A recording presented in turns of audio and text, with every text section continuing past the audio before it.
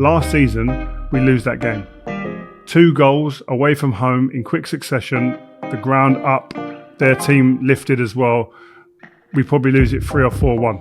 And I threw myself into when I was in change rooms when you were fighting for the leagues, which is different, I know, but there has to be someone in there that sets that tone that can really kind of adjust the mindset. Yes, guys, we are back with another episode of Rio Presents, backed and presented by no other than Crafted, our partners. And you know what? I've got to say, I'm really happy to have Joel Bale with us today because Arsenal win, and I know the confidence is going to be sky high. And I'm really looking forward to seeing how Steve has taken a draw, right, away at Nottingham Forest, because I've heard mixed reviews. You know what, Joel? Let's go Joel first, because is humble difficult for you?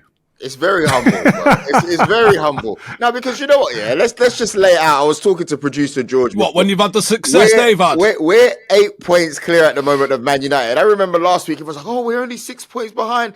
Listen, every week we're running away from the pack and no one's talking about it. Where's the articles? Where's the fact that we've only conceded 1 shot in the whole of October? We need more props, guys. No trophies, no mini trophies, no cigars. But end of the day, people need to recognise this is the best Arsenal team that we've had since the Invincibles. We're going to get into Arsenal a little bit later, right? But you can't say you're the best Arsenal team since the Invincibles. You've not won nothing. You've had a good couple of months. I've seen them on for doubles and trebles all the way into like February, March, before it all inevitably crumbles. Now, I'll be honest with you. You're going to win the league this year. That's right, Steve. Well done. Say it again. You're going to win the league, right? So what? Look who you're up against. You're up against City, who don't know their arse from their elbow. Go on, Rio.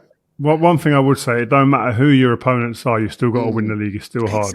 So I think if they win it, they deserve all the props that they're going to get and all the gloating that they're going to be doing. They're going to deserve it. Yeah. But what's different between now and the last 3 years?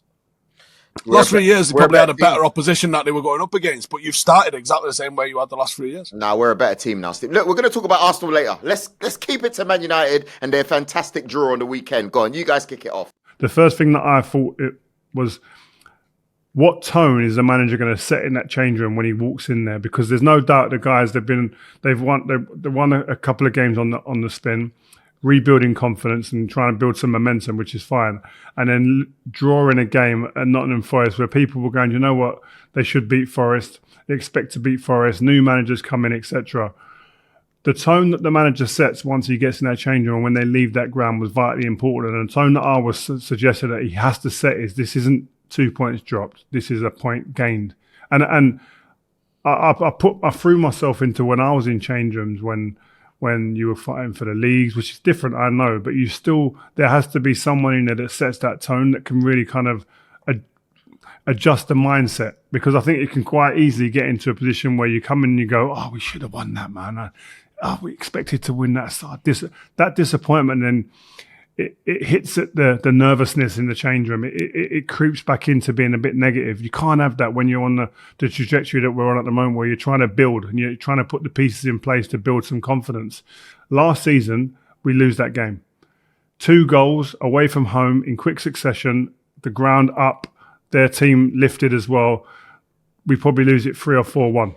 We hung in there, got to the end of the fight, and got our point. We got our point, and I think that's one, you have to take it like that. And I think the way you draw a game sometimes, you win it late like that. And even Amad had another chance at the end, saved off the line. So hopefully they went into the change room a bit more positive and feeling that, you know what, we can show resilience. We have got resilience, and actually we're building a bit more confidence, and we're a different team to what we were last year. I think in the past, if you concede a goal when you're flying, like when Rio was playing and we were good, you could score against United and you could see it in the opposition eyes. It didn't matter. You knew United was going to throw the kitchen sink at you and probably score and probably level it up and maybe still beat you anyway. Like, this United team doesn't have that. We aren't that. And we don't have that confidence and that ability. And the gaffer's right. In previous seasons, we'd concede and we'd be like, well, that's that then. You're playing against a Sean Dyche team. You know exactly what's going to happen. He's just got in front at home. He's going to put everyone behind the ball. He's going to play time wasting. He's going to send it out for throw-ins. He's going to put it in the channel. He's not going to do anything to risk that result.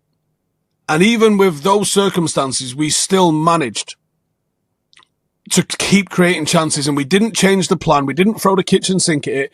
We just kept doing our thing, and it paid off. And Bruno's at the post. They've had one cleared off the line. And I think the disappointment comes because we feel like we turned a corner. You look at that run that we've been on through Sunderland, getting 3 points away at Anfield. We felt like we'd really started to motor in the right direction. And yeah, if you zoom out and look at it, you go, in that run, getting a draw against Forest isn't the be-all and end-all. And it's not the worst thing that you could have done. It'd have been nice to get 3 points. Because they haven't been in great form, though, Steve. And I have to be honest with you. Yeah, we can say Forest have been solid in previous seasons, but this hasn't been their best season. They should be. No, it's not, and that's why they got rid of the manager. But that's the first home game they've had under Sean Dyche, is it not? No, that's what I was going to say.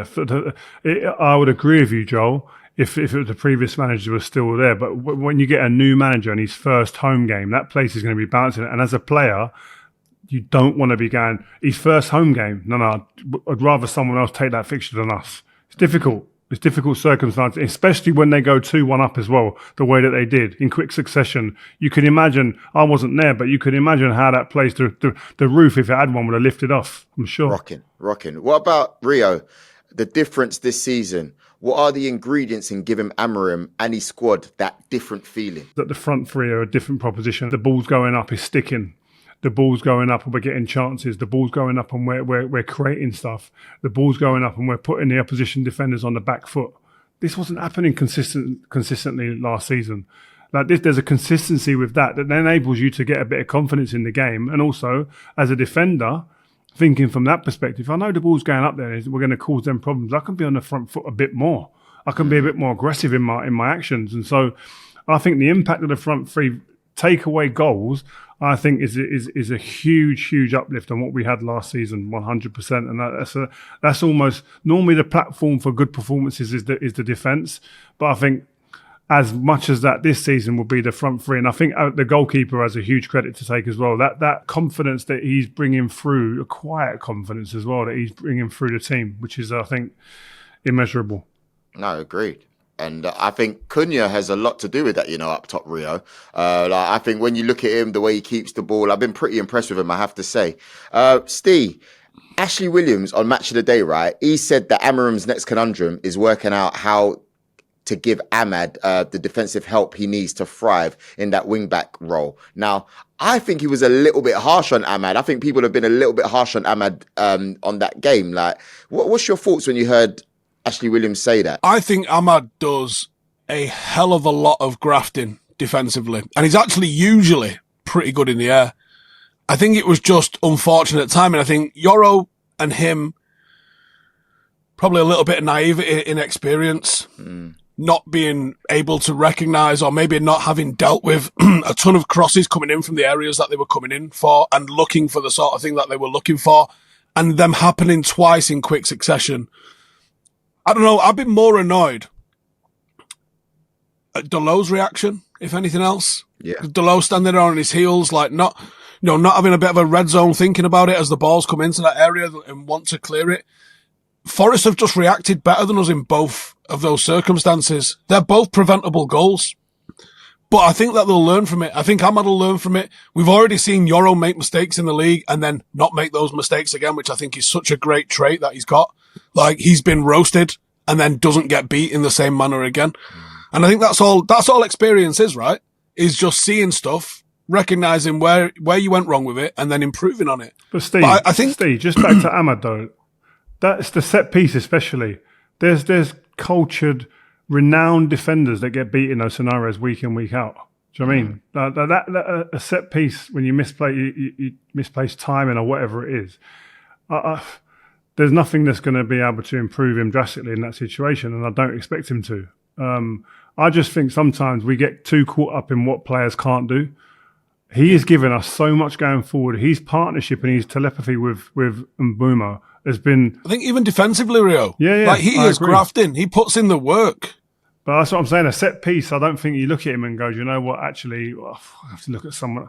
Like what he's giving you going forward and what he's telling the opposition winger, they're having to chase him after time. That's what you want. He's putting other teams on the back foot. I just think he's a wonderful footballer. Would he be better as a right winger? I think he would be, but that's not detracting away from what he's doing. I think as a right wing back, I think he's just what this team need in this position right now. I'm more worried about the left-hand side than the right. So am I. I agree. Even really, can you elaborate why quickly, please, Steve? I think Dalot's probably had 2 good games since Amorim's been here, and I can't really understand why. I don't know why he still keeps getting picked. He's had some really, really sloppy performances.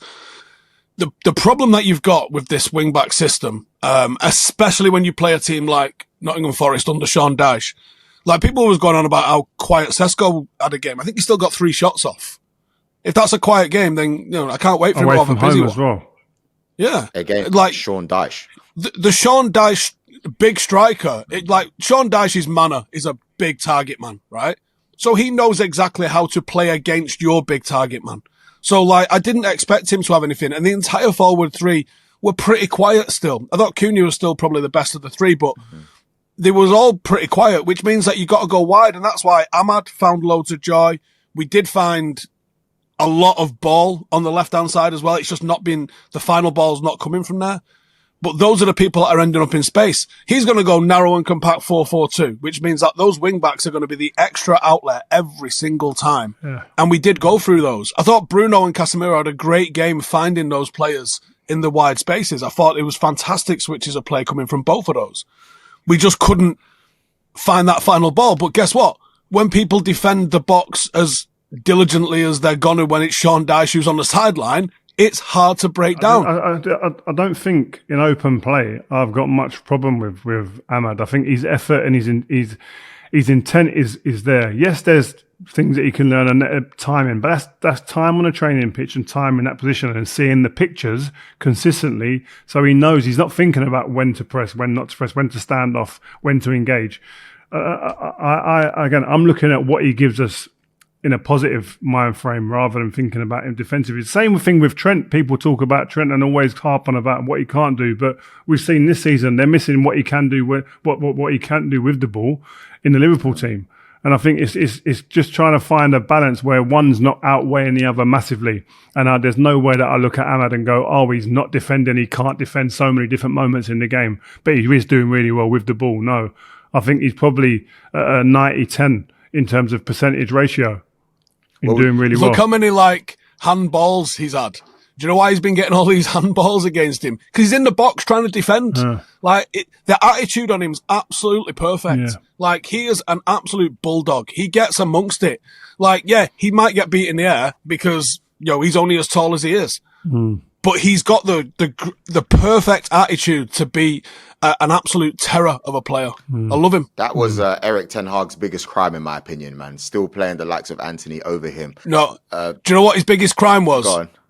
Was allowing Alvaro Fernandez to not get any games, sign Malacia, and now we're watching him rassing it up at Real Madrid. Oh, that was his biggest crime. Top bins at the weekend, wasn't it? Right in the stanchion. Wow. He was always good enough, Rio. Always good enough. He went and got Player of the Year on loan in a championship, which is hard to do as a teenage defender gets Player of the Year in a championship. You know that that's something special. And he goes, yeah, cool story, nerd.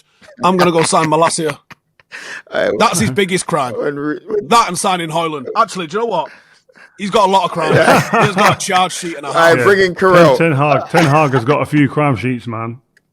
Andy Mitten wrote in an article saying that De Zerbi was the first choice to replace Ten Hag, but he asked for too much money, so the club pulled out. Rio, what did you think when you saw that article? Who cares? We're in the moment where Amorim is starting to find a bit of positivity, and then we're writing about someone who could have or should have taken the job over a year ago. It's just nonsense, really. I just think I knew that ages ago. But there's no. Yeah.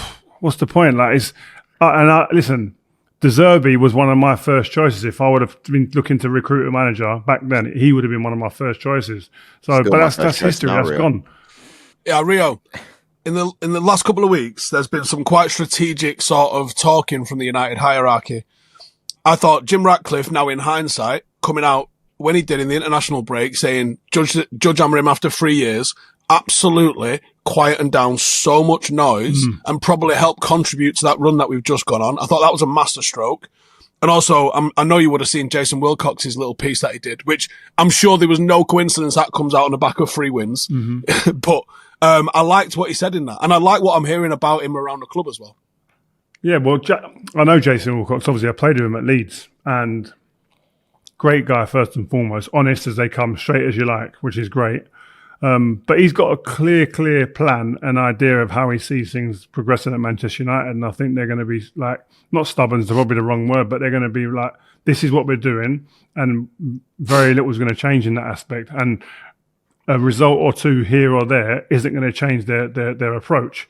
And I think they've shown their true colours in that respect, because when United have dipped in a bit of form, a lot of noise has been coming around the club and the manager's job, etc. And they were put their flag in the sand and said, "Listen, this is what we're doing. This is what we're." And I agree with you. Sir Jim Ratcliffe's comments at that time, I think in time, could go down as a moment where you go, that was probably the time where things kind of changed and looked like every player had to get behind the manager because the hierarchy is saying he's going nowhere. I have to ask Steve, yeah, it's been 1 year since Amorim has been in charge at Man United. We're 10 games into the season so far. What grade are you giving him overall? I think last year it was poor. It didn't have to be poor. I don't think. That's not an excuse to say like, oh, maybe it had to be poor. No, it didn't have to be poor, but it was poor.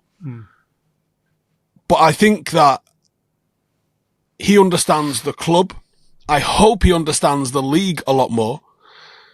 My issue with him at the start of this season, and I did lose faith in him this season, was that we were seeing the same thing and the same mistakes, and we'd seen it all the way through pre-season. I was thinking, if we're seeing this from pre-season, and I'm still seeing it 5-6 games into the season, we're not going to change. This is what we're going to do.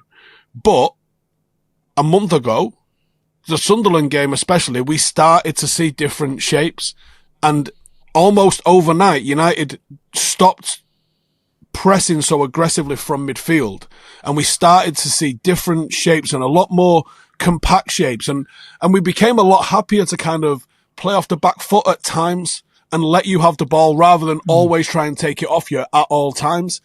So all we wanted to see was learning and evolution. So I feel like if you looked at it chunk for chunk, we haven't actually overtaken what Ten Hag did at United yet. We dipped so far that even though we're on an upward trajectory now, we still probably not quite got back to baseline. I agree with that. United's aim is not to win the league this year. At the start of the season, we was probably talking like, oh, maybe 8th, maybe 9th.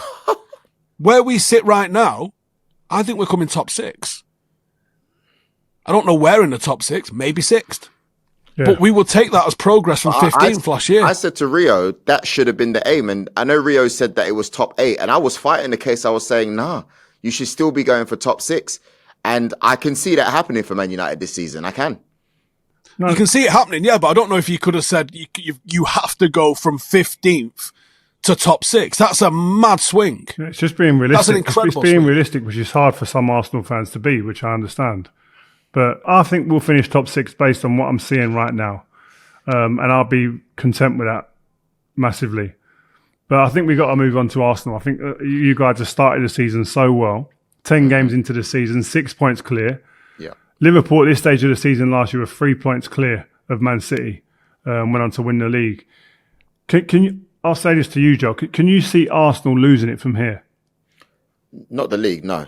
I think it's going to get tough because no one wins the league in November. But I think what we have this year, Rio, is we have the tools, man. And when you break it down, the defense has gone even better, right? You got the likes of Calafiori, Lewis Skelly covering that left-hand side, Timber looking like one of the best right backs in the world. And everybody knows what our centre-backs can do, and our backup centre-back, by the way. And then you got Rice playing as good as ever. You've got the likes of Havertz that still need to come back. You got Gyokeres, who it doesn't look pretty, but he's doing what he has to do. And that's not including Eze and Martinelli, everybody putting in their bits. What just you mentioned Gyokeres there. What do you feel about him? Gyokeres. So are you happy with him? I've seen some of your fan base and some actually just people in the media talking about, oh, he doesn't look pretty. Look, he's ugly player the way he plays. Yeah. Oh, I've seen a few memes about him. What do you make of him? He's not the player that we thought we were going to get, because let's be honest with you, a lot of people don't watch the Portuguese league inside out. They would have seen flashes of him in the Champions League. When you think of Gyokeres, you're thinking 97 goals in 102 games for Sporting Lisbon. You think of this Harry Kane type goal scorer. Then you see him. He looks a bit hench. It's not as smooth. It's not as clean, so people might not really be having him because it's not the Arsenal way, I should say. Whereas it's true. If you look at our strikers, that's why people didn't like Giroud in the beginning, because they were used of Henry. What's the Arsenal way? Just a smooth type player. You had that once in Henry. Yeah, no, once. But if you look, a lot of our players could play football, whether it be Kanu, whether it be, players in the past, Bergkamp, Van Persie. We have a particular style of strikers that we usually go for. Now, when you look at Gyokeres, let's be honest with you, that's not the case. But Rio, he bullies defenders and he makes space and opens up space for other people to do what they have to do. I'll give him that. Yeah, I don't agree with all this. He's a flat track bully, etc. Well, you know what? Who cares if he is? That might be what you just what you need. Listen, of all the great strikers who've played in the Premier League in yesteryear, like none of them were just players that you went, they scored most of their goals against like the biggest teams. They scored loads of goals against the biggest teams. They didn't. You got, when you win the league as well, like the big games against your title rivals, them games take care of themselves normally, right? Because there's nothing to worry about in terms of mental preparation for those games. Everyone's focused, everyone's tuned in, all right? Mm-hmm.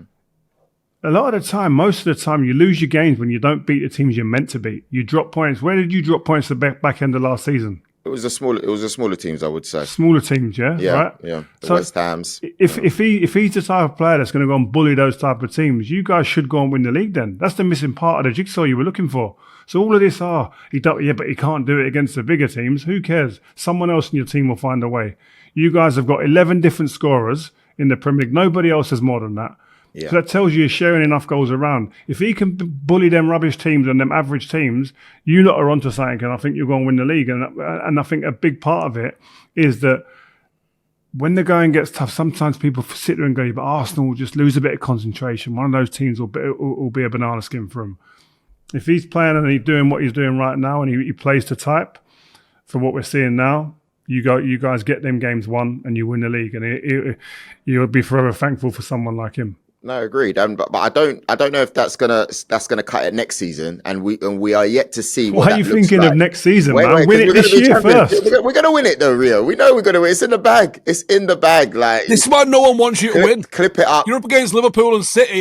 The whole country should be behind you. Clip it up. Because you're a witch. This is what you get. Clip it up. Put it on crafted socials everywhere. I want to see it everywhere. Yeah. But also, Rio, I have to say, we're gonna see what his strengths near the latter end of the season.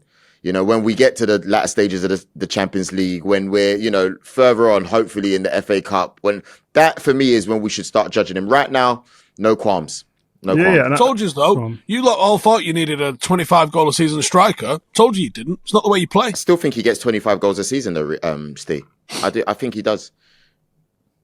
I think he will. I think he could do. I would not be surprised if he does, because he's going to get the opportunities. He's going to get the chances to do it. It's whether he's clinical enough to finish them. But I agree with us. I saw Arteta talking about him. He gives him something different. I think Steve said that he was harping on about that before. He's a different profile of striker that's going to free up others. So listen, I think he stays fit. You guys, I think you win the Premier League. Before I move it on, Rio, Steve, what are your thoughts on Gyokeres and what he brings tactically? Because at the start you did say that we didn't need him and it could hinder us, but from what you've seen so far, what's your thoughts now? I thought the Arsenal fan base, as it usually does, looks at, we just need a striker that's going to score loads and loads of goals. But that wasn't what Arsenal were good at. What Arsenal were good at and what Havertz was good at was getting involved in the build-up play. He was a false nine, really. He was a target man that played as a playmaker. It was a really bizarre sort of position, but I think he enabled how you play. Gyokeres plays it a little bit different, but I think the likes of Eze have probably been more impactful than him because of what they deliver. And I also do think that Arteta has evolved how you lot play slightly. It's all about goals, guys. And speaking about goals, I have to say, the hot strikers in the world right now, Rio, we've been going back and forth in the group chat. Who's the best in the world? Mbappe, Haaland, or Kane? Have you got their stats, Rio? In front of you? Yeah, listen. You can't pick three more different strikers either, really. Crazy. That's exactly what I was going to say. I think it all depends on what team and structure and style of football you want to play. Like, if you want to be a team that just sits back, plays on the counter a little bit, Haaland's your absolute man for that. Even Mbappe could probably be that, but I'd probably go Haaland in that sense, right? Or if you're going to go, right, just be the man to stay in the box and just get on the end of things, right? Haaland's probably a man for that as well, right? But if you're going to say, listen, I'm going to go out there and listen, just play off the cuff a little bit and just find a way to score a goal, Mbappe's that guy. If you want a guy to dictate the play, you want someone to be on the end of things, you want him to play make as well, right? And if a chance does finish in the box, invariably, if it falls to me, he'll put it in the back of the net. Then it's Kane as well. Like, there's so many different ways of playing football. If you want a bit of freedom to be able to move out and go wide at times and be a bit more of a maverick, Mbappe's your man for that. So I think there's too many variables in who you'd have in your team. But pick one, Rio, today, right now on Rio Presents. Who you picking? I'm going to go this way, right? If I'm paying to go and watch one of those players play, it'd probably be Mbappe. Because their explosive speed, he's dribbling power, he's now finishing like ridiculously well again. Like, all of that, I think I'd probably just pip it for me. But the other two, there's something about Haaland. I watched his goal the other day when he ran again from the halfway line and just thought, like, there's something about him. He can grip the stadium and take over the stadium with one moment. And I think the difference with Kane is he produces moments throughout the game that you go, no one else can do that on the pitch as well. In terms of it's a pass from 40 yards, he can run back, win a ball on the edge of his box, and then all of a sudden create a chance from that moment. But he can also produce a finish that's almost like a goal swinger. You can see there's reps that he's put in. It just looks like the fundamentals are perfect. They're all great, man. Yeah, we need to clip that bit up, Rio. That was a really good summary there. Well done. I like that. Steve, if you had the choice to see any of those three strikers in a Manchester United shirt, which one would you pick?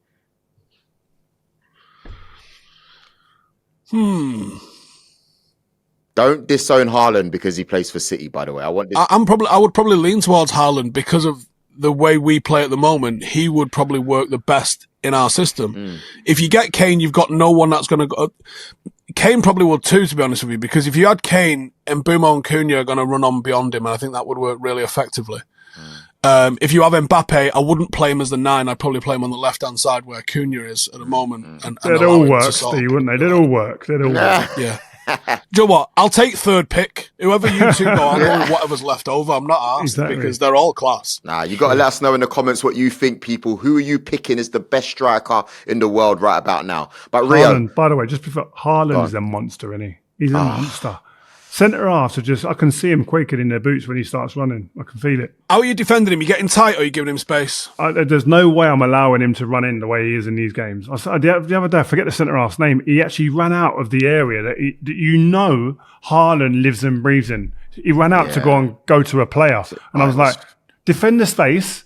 Do not let your man run. Bounce him before he starts running. Don't try and get physical because he's mauling these centre halves. Just bounce him, put him off a little bit. Like, mate, give me a dark art, Rio. One I can give the lads. What we saying? We're gonna grab a hand. What we going? Push a hip. What we saying? Yeah, push to go round one side, come the other. Like little things that before the ball's even coming, before the referee's looking at where the ball's going.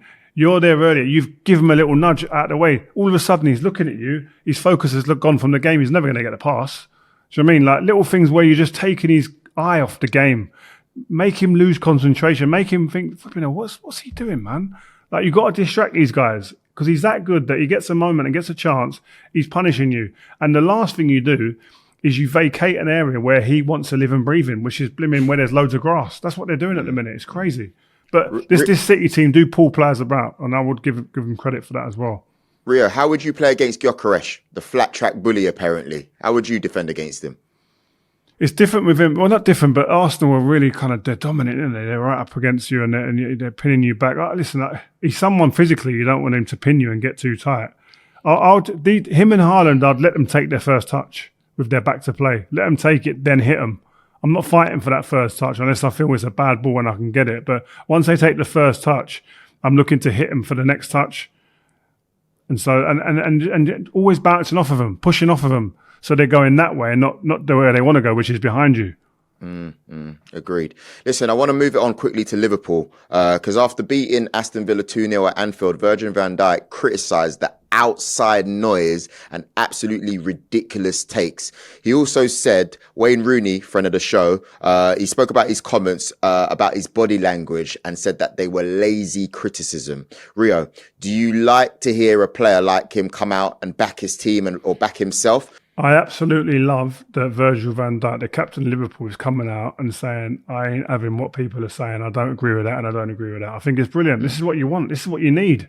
You need players of character, a bit of personality. Now, whether you agree with him or not, it's a different conversation. But I like the fact that he's prickly and he reads it and he sees it, he hears it and then goes, no, I'm not having that and I'm going to call it out.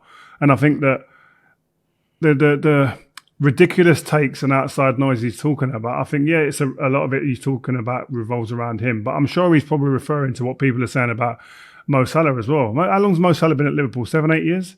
Top scorer, breaking all sorts of records. And I'm seeing people, because he's had a bit of a couple of months off it, right? Or maybe 3 or 4 months off it in some people's eyes, right? He shouldn't start. Actually, we should get rid of him. Are you crazy? He's given you 7 or 8 years of absolute ridiculous numbers and ridiculous output, got you winning again, and you're going after a little dizzy spell out of it, of confidence, maybe he's dropped or whatever, or form's gone a little bit, and you're going, let's get someone else in. You lot are nuts. And that's come from a small little segment of people in the media who support Liverpool and probably fan channels and people like that. But I don't understand it. That's why when people talk to me about loyalty, I say, you know what? Shove that loyalty talk up your bum, because it don't ring true enough around the game when you're meant to be loyal to people. If Mo Salah doesn't deserve a bit of loyalty and a bit of time, no one does. Same people that were crying that Trent left and absolutely going turbo on Trent in the summer are saying the future of the club is not Mo Salah, so drop him and play all the other lot. No, it's true. 2 months. In the space of 2 months. If anyone deserves to play through bad form, I've never seen a player like Mo Salah that would deserve to get played through bad form. Surely he gets allowed to just be on the team sheet, probably for the entire season before you start questioning him. On Van Dijk, go on. Is he the only so-called top player in history that's not allowed to be criticised? Like, every time he opens his mouth, he's talking about the outside noise and what people are saying and this, that, and the other. Stop talking and start defending properly, rather than sticking your ass out like you're a backing dancer for Destiny's Child. This is he's been living rent-free off one truly good season. Stop it. Since then, the system protects him. The media protects him. Anytime he gets 1v1, he gets exposed. He's ordinary. He needs to shut up. Wayne needs to get criticised for every single aspect of his game. You've gone way over it there. Way too far. What I would say is that I think it's all right to come out and shout about the criticism and stuff like that, right? But it is part of it. I saw Steven Gerrard on TNT the other day. He was saying, listen, Liverpool captain, this is part of it. This comes with the territory. You've got to take criticism. You accept it. Listen, you can shout out and you can come and go, no, I don't agree with that. Well, that's fine. But I just hope that, and I don't think Virgil van Dijk's this type where he thinks we shouldn't get criticised. I just think it's the type of criticism they're getting that's probably peed him off a bit. Yeah. I don't think he's saying that we shouldn't be criticised and there shouldn't be people doing what they're doing and analysing what they do. It's actually some of the comments and some of the types of things that are being said that he's probably not happy with, I'm hoping. And the memes. What did Carragher say? Leave the game before the game leaves you. Stop it, man! And he was wrong. And he was wrong about that when with Casemiro. Tell you what, how good did Casemiro look at weekend? That's not been touched on. Yeah, it's true. Now, he's loving one game a week. Yeah, exactly.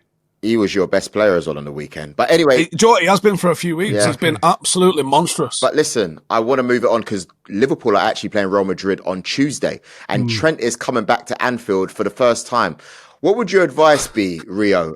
Because obviously Don't bother. you did it versus Leeds. And look, we spoke offline, Rio, and we were looking at his stats, and we've realised he hasn't featured in any of Real Madrid's last 3 matches, and he's come back from his injury. He's not being picked. They're playing Valverde right back instead. What are we saying, man? I don't think it's gone the way that he envisaged it going. I think It's got the way I envisaged it going. Yeah, Steve probably did, but I think Trent. I think he obviously. When you start thinking about how it's going to go, you're thinking about positives and playing games and getting confident and having good moments here and there. It's been anything but that so far, and he couldn't probably have wished for a worse start in injuries and then not being picked. But this is a great opportunity if he gets to start this game against Liverpool, his old team. One thing for sure is the nerves. And the nervous energy flying around his body will be ridiculous. It will be of a level he's never felt before. Because whenever I went back to my old clubs like Leeds or West Ham, all of the memories, all of the moments that you've had there, it's all flying around the system, right? And it's a massive, massive moment. And you know what? It's probably a couple of the most drained moments of my career, mentally and physically. When you finish those games, you sit there and you go. Whew. And you go, why do I feel like this? And not till a little while later, you go, you know what? Actually, the enormity of the game, what it meant to me, what it meant to go back there. Especially when I went to West Ham, it was like, this is a mad feeling because these guys loved me, I loved them, and now I'm against them. It's hard to compute sometimes. So I'm interested to see if he does play, how he deals with this mentally. Well, Rio, we're going to be looking forward to it. We're going to be watching it. And I want to say as well, everybody watching, thank you for supporting this season. You guys have been with us, ride or die. The trio's been back. You know, we've been listening to the people. Joel, I got something for you. I got something for you, Joel. Talk to me. Done an interview the other day, man. Yeah, I was in Saudi. I had to do it. I was in Saudi. I had to do one. When are me and Steve going to be invited to these interviews, Rio? Because it's just like... You know, I have no signal on my phone. Every week. Well, Steve wouldn't have wanted to come to this one because it's a Liverpool player, an ex-Liverpool player in Sadio Mane. I went to see, he showed me around his house, man. The guy's just got the house he's living in. It was like cribs, bro. Madness, right? But what a guy. Sadio Mane is someone I've wanted to interview for so long for more reasons than just football, right? Mm-hmm. And what a guy. Didn't disappoint. And listen, man, you got to stay tuned, guys. Notifications on. Tell a friend. It's coming soon. Make sure you stick around and watch the Sadio Mane interview on Rio Meets. Did you ask him key questions though, not just the nice ones? Like, did you get into stuff, Rio? Yeah, man. Well, I asked him about Klopp. I asked him about Salah. So watch this space. Oi! Rio, you're doing it the best at the moment, my friend. Listen, thank you very much for watching. And also, we're looking forward to more Rio Reacts. Rio, we want to see some more Rio Reacts. They're coming. Don't worry. I've been a bit on the beach a little bit in Dubai, so I ain't really able to react as quick. So, but I'm getting back to work mode. No worries. And I want to give a massive shout out to Mikel Arteta for bringing the Premier League home this season. Not getting carried away. Joel Bayer, Stephen Howson, Rio Ferdinand, signing out. Shout out to Crafted, and we're out. Peace.